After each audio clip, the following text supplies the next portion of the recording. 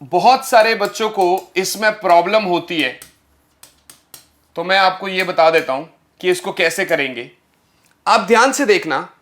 Suppose करते हैं मैं जो हूं ओरिजिन के अकॉर्डिंग, फिजिक्स में ओरिजिन बहुत मैटर करती है। मैं कहां पर हूं, किसके हिसाब से कहां पर बैठूंगा। लाइक मैं बोलता हूं 20 मीटर की दूरी पर हूं, पर कहां से, ओरिजिन से 20 मीटर ईस्ट तक बैठा हूं, तो अब मेरी स्टेटमेंट कंप्लीट है। अब मैं कंप्लीट के साथ बोल रहा हूं।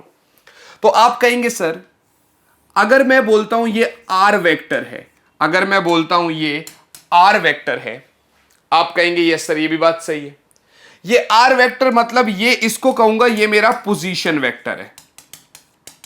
अब ये जो पोजीशन वेक्टर है ना, तो ये एक्स एक्सिस की तरफ है और ना ही ये वाई एक्सिस की तरफ है।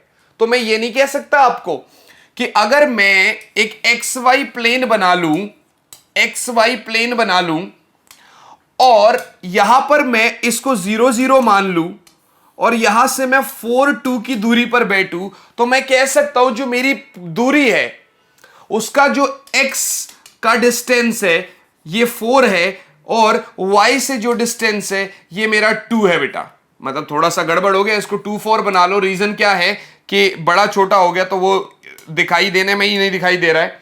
तो आप ये कह सकते हो कि ये आपका 2 हो गया और ये आपका 4 हो गया। बात मेरी समझ में आ रही है आप लोगों को?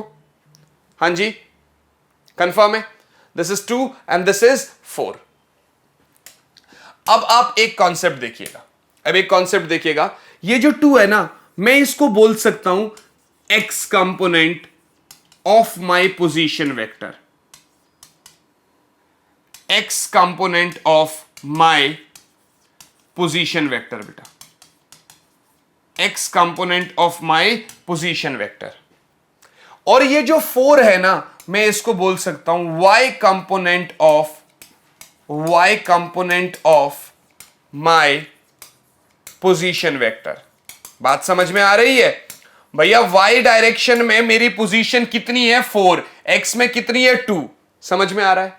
तो x में जितनी पोजीशन है उसको x कंपोनेंट, y में जो पोजीशन है उसको y कंपोनेंट। सिमिलरली बच्चों अगर ये r है, मतलब कितनी भी दूरी है, इसका मैग्नीट्यूड कुछ भी हो सकता है, तो इसका जो x कंपोनेंट होगा उसको मैं क्या कहूंगा? rx। और इसका जो y कंपोनेंट होगा उसको मैं क्या कहूंगा? ry। इसका जो y कंपोनेंट होगा उसको मैं क्या कहूंगा? ry। I hope this is clear. अब ये नहीं पता अपने को ये rx कितना है, ry कितना है, पर आप कॉन्सेप्ट को समझो, आप कॉन्सेप्ट को समझो। ओह ओके, हाँ ठीक है, ज्यादा इधर हो गया, आप थोड़ा इधर आ जाइए। यस, थोड़ा सा और, ठीक है। थोड़ा सा आपको छोटा कर देते हैं, इजीली आप कैमरा में दिखाई दे सकते हो। ठीक है, तो अभी क्या होगा ना, अभी क्या होगा ना, अरे जब सब छोटा हो गया तो आप क्यों रह गए? आप भी थोड़ा सा छोटे हो जाइए। नाइस, ठीक है, ये हो गया। तो अब मैं आपको ये कहूंगा कि सपोज करो कोई बॉडी है और मैं उसके ऊपर एक F फोर्स लगा रहा हूं।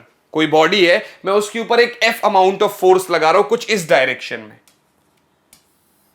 अब आप कहेंगे सर एक काम करिए, फटाफट इस F फोर्स का X डायरेक्शन बना लीजिए और फटाफट इस F फोर्स का Y डायरेक्शन बना लीजिए। मैं कहा ठीक है। ये देखिए, इस F फोर्स का एक फोर्स तो X में भी लग रहा होगा जिसको मैं Fx बोल देता हूं, और एक फोर्स Y में भी लग रहा होगा जिसको मैं Fy बोल देता हूं। अब आपको एक चीज बताता हूं बेटा, यहां पर रेजोल्यूशन बहुत सिंपल है लेकिन थोड़ा सा बच्चों को कंफ्यूज भी करता है। सपोज करते हैं इस F ने X के साथ थीटा एंगल बना रखा। ये तो दिखाई दे रहा है कुछ तो एंगल पर है ना, ऐसा थोड़ी है कि कुछ एंगल नहीं है, कुछ तो एंगल है। तो मैं क्या करूंगा, ये पैरेललोग्राम नहीं है क्या? ऐसा नहीं समझ में आ रहा? जैसे एक वेक्टर ये, एक वेक्टर ये और ये इनका रिजल्टेंट। आप ऐसा नहीं कह सकते क्या कि sir this F vector is Fx vector plus Fy vector? क्या मैं ऐसा नहीं कह सकता?